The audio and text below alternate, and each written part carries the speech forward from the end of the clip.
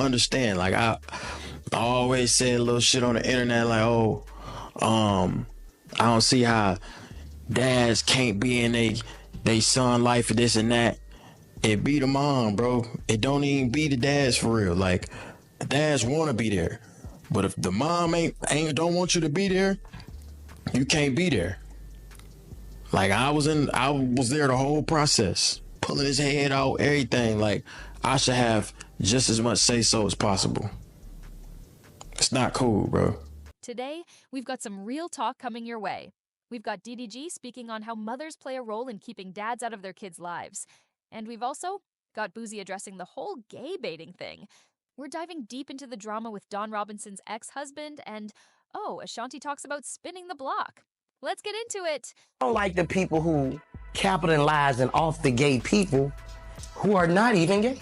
Explain that. Who? Like what? You know, like so many people are chasing the gay culture to get fame, money, success because they know what's ruling the world. So they gonna do the gay shit. They gonna paint their nails. They gonna do all this gay shit. Painting nails is gay now?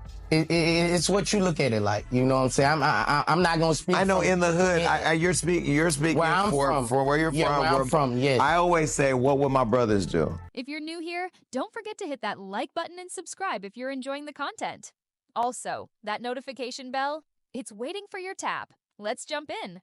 First up, DDG made some strong statements, saying that mothers are often the reason dads end up being absent in their children's lives. He opened up about his personal experience, explaining how the mom can make it tough for dads to be involved, even when they want to be there.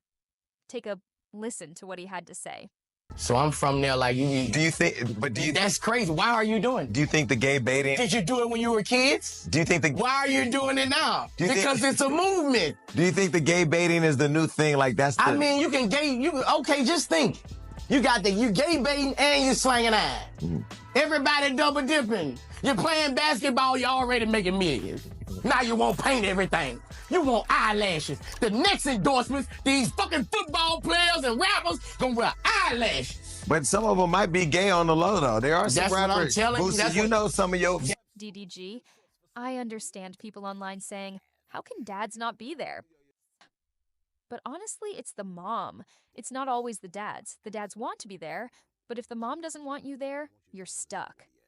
The situation he's talking about is that when a couple breaks up, it's not always easy to make things work when it comes to shared custody.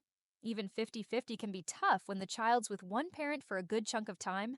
But DDG's point is that while many say dads don't care, it's often. And people ripping her apart and putting their 2 cents in. But this music industry is demonic. It takes and it takes and it takes. It uses you up until you have nothing left, and then it seeks to destroy you for the ratings. Because the people at the top, they get paid on both ends, on your way up and on your way down. So if nothing else, I just want people to look at Dawn as a human being right now.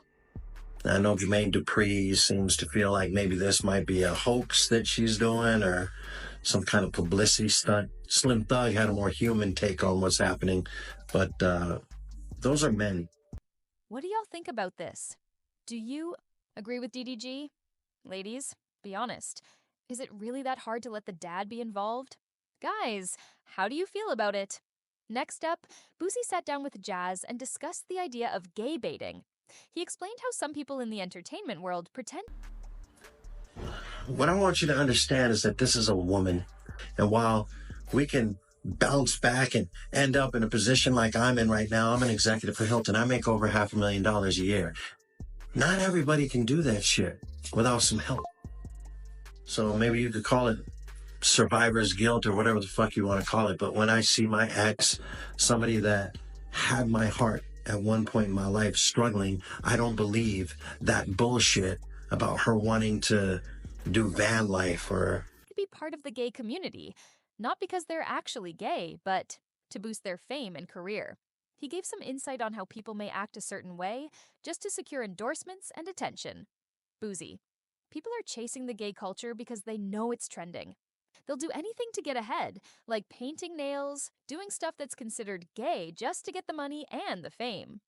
There's definitely a conversation to be had about how some celebrities may act outside of their you know, wanting to have to put a video out telling everybody that she's living in her car. I believe it was a cry for help, you know, so I reached my hand out to help. Sad part is, I don't think she'll take it. I'd love if she did, but this industry, it twists your head up so fucking tight that the only thing that matters is the crowd's approval, you know, and she doesn't have the crowd anymore. And she can't do anything to get that back. She don't really believe that. I know that's what all this is about, but she's struggling with something. I'm not a doctor, but I'm aware of, you know, mental health issues. I had one. Authentic. Selves just for career advancement. It's a deep topic in the entertainment world. Now, shifting gears to Dawn Robinson, ex-husband of the legendary En Vogue member who opened up about a video she released. Her ex-husband believes that it wasn't just a random post. Her ex said, "I don't believe she wants to live the van life. That video was her reaching out. The industry will use you until you have nothing left." He's clearly concerned and wishes he could help, but admits that it's tough with everything that's going on. Moving on, Ashanti was asked about her relationship with Nelly and whether she's spinning the block with him. She gave a wise response. "If it's meant to be, it'll be. You can try, but sometimes things take time. And when it's meant to happen, it will." Her perspective? Trust the timing and let things unfold naturally. I think that's the truth when it comes to relationships, right? Are conditioned by producers, predatory fucking producers who know that they're gonna fuck you for every dime that you earn. But they feed you a bunch of hope and dreams, and you record album after album after album and never, ever, ever fucking get rich.